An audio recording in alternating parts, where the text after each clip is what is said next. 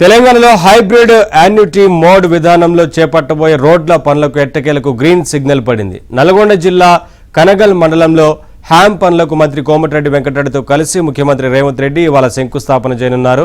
కనగల్ వద్ద ప్రత్యేకంగా ఏర్పాటు చేసిన హ్యామ్ ప్రాజెక్టు పైలాన్ను ఆవిష్కరించనున్నారు. రాష్ట్రంలోని రోడ్లను అభివృద్ధి చేయాలని నిర్ణయించిన ప్రభుత్వం వాటిని సాధారణ విధానంలో కాకుండా హైబ్రిడ్ యాన్యుటీ మోడ్లో నిర్మించేందుకు ఆ రోడ్ల నిర్వహణను 15 ఏళ్ల పాటు కాంట్రాక్టర్లు చేపట్టే విధానానికి శ్రీకారం చుట్టింది. ఇందుకోసం ఆర్ఎన్బిలో ప్రత్యేకంగా హ్యామ్ పేరుతో ఒక విభాగాన్ని ఏర్పాటు చేసింది. ఆర్ఎన్బి పరిధిలో రాష్ట్ర వ్యాప్తంగా ఎక్కడెక్కడ ఎన్ని రోడ్లు నిర్మించాలో నిర్ణయించింది. దాని ప్రకారం ఉమ్మడి జిల్లాల వారీగా కలిపి 6092 కిలోమీటర్లను 441 ప్యాకేజీలుగా విభజించింది. 13,006 కోట్లతో ఈ పనులు చేపట్టనుంది.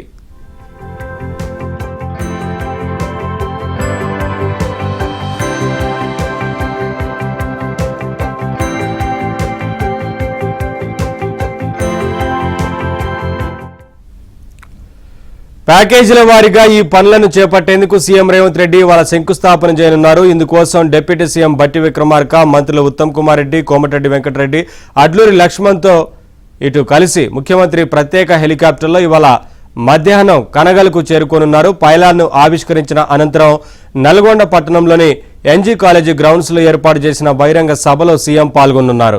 నల్గొండ మున్సిపల్ కార్పొరేషన్లో 24 గంటల కృష్ణా జలాల సరఫరాకు సంబంధించి 83 కోట్లతో చేపట్టే పనులకు అక్కడే శంకుస్థాపన చేయనున్నారు.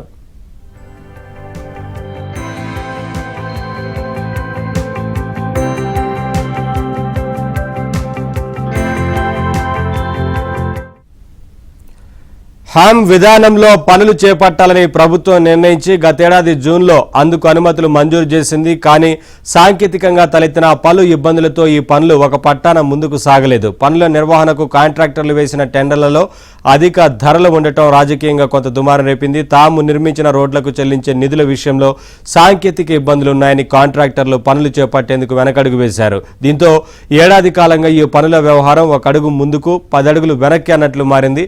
అయితే హ్యామ్ పనులపై సీఎం రేవంత్ రెడ్డి, మంత్రి కోమటిరెడ్డి వెంకటరెడ్డి ఇద్దరు ఈ ఏడాది మార్చి నుంచి ప్రత్యేక దృష్టి సారించారు.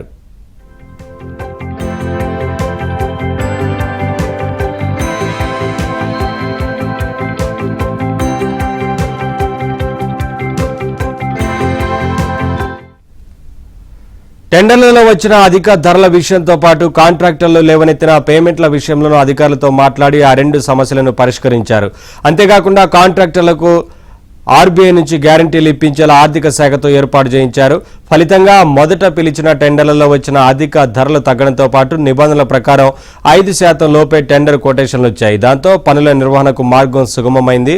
ఇటీవల కాంట్రాక్టర్లతో లెటర్ ఆఫ్ అగ్రిమెంట్లకు సంబంధించిన పనిని అధికారులు దాదాపు పూర్తి చేశారు. కాంట్రాక్టర్లు రుణాల కోసం బ్యాంకర్లతో ఒప్పందాలు చేసుకున్న తర్వాత లెటర్ ఆఫ్ అగ్రిమెంట్లలో పేర్కొన్న మేరకు పనులను ప్రారంభించనున్నారు.